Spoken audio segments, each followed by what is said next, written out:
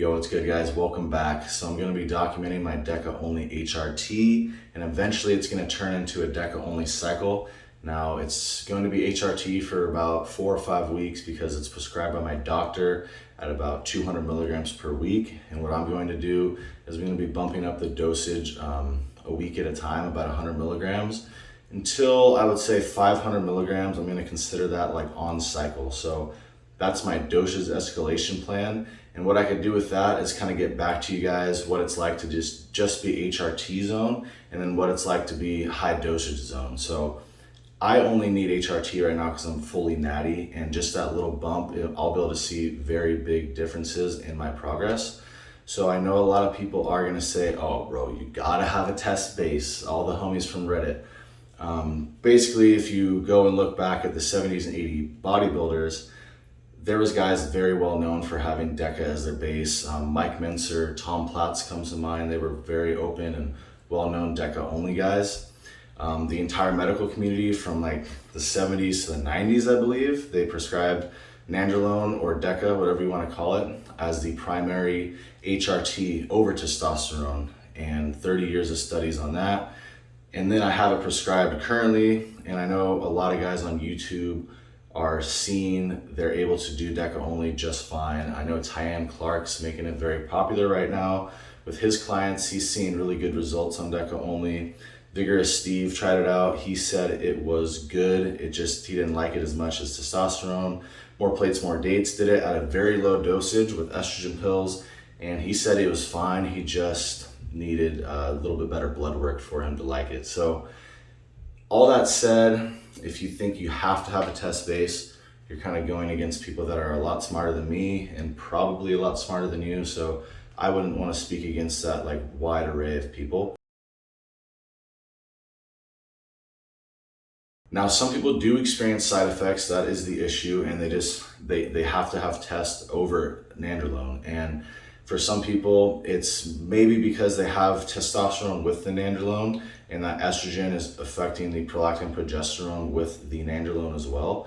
And that combo can be really bad. Or some people just really need the DHT from the testosterone, and the DHN from the nandrolone is not going to work for them. It is just person to person, and that's why I want to document it.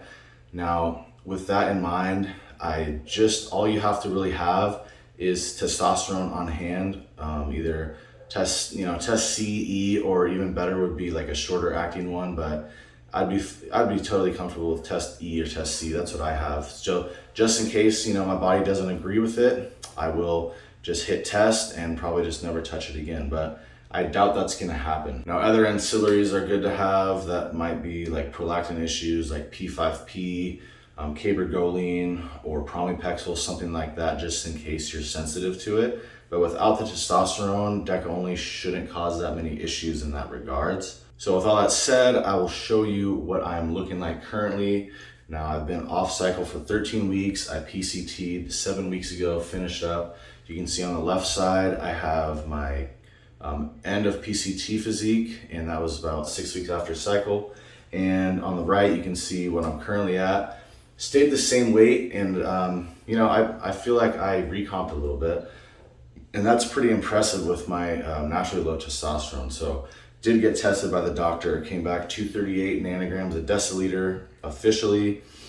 And my test levels before I even touched any gear, it was very low. It was in the 250s, 300 maybe if I was lucky one time. And I don't feel that bad with that low of tests, actually. I feel fine. I'm not on anything. And the only thing is just muscle building, and trying to be a physique-based athlete is not very achievable with that low of testosterone. I do feel athletic. I feel getting stronger, but I feel like just physique-based, my naturally low test is not going to cut it.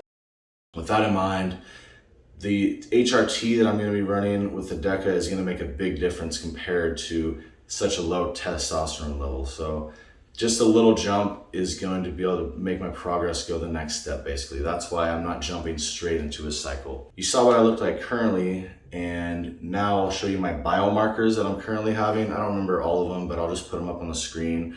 Now, this is going to be very detailed and it's basically going to be like my personal notebook. So instead of going and looking at my notes that I wrote down, I can just come back to this video and I can see everything that's been going on and track the progress. And the good thing about that, having it public, is you guys can learn about it too and kind of see how detailed or how intricate you could be with it. Now, maybe you like that kind of style, maybe you don't, but when you're fucking with your body, you should be as detailed as possible. So I'm just gonna list all this stuff, and then now I'm tracking my body fat with calipers. So good tip to have now, use some sort of caliper measuring method. I'm gonna use the Perillo 9-site method. I'll show you guys here my fucking body fat, I guess this is rounded up too. So my body fat was about 12%. I thought it was a little bit higher, but I came back with the measurements at like, I got 9% or I got like 11% between these two. And I even just rounded up to 12. With that measurement at 12, my FFMI is actually very good. I believe it's 26 point something or 27. Now, the good thing about tracking the calipers is, like at the end of my last cycle, I was 250 and I looked really good, but keep in mind that the fullness that you get is actually gonna hide the fat that you have on you because it's pushing against the skin. So once you come off the cycle, you realize like you actually gained a little bit more fat because you don't have that fullness. So with the skin calipers, you can just track your fat gain very methodically, week to week or every other week, whatever you feel comfortable with. And you can make sure you're not getting too fat. Basically, that's gonna solve any issues in that regard whatsoever. So hopefully this will interest you guys or help you out. I know HRT is kind of boring. I'll kind of hit that crowd, but it will be a cycle, like pretty high dose in like a month or so. So just, if you wanna see either of those, just subscribe to support me. I would really appreciate it a lot. I'll go over like my supplements, ancillary drugs, and all that other kind of shit in another video, and keep everybody updated with the physique and if I have any weird ass side effects from the nandrolone.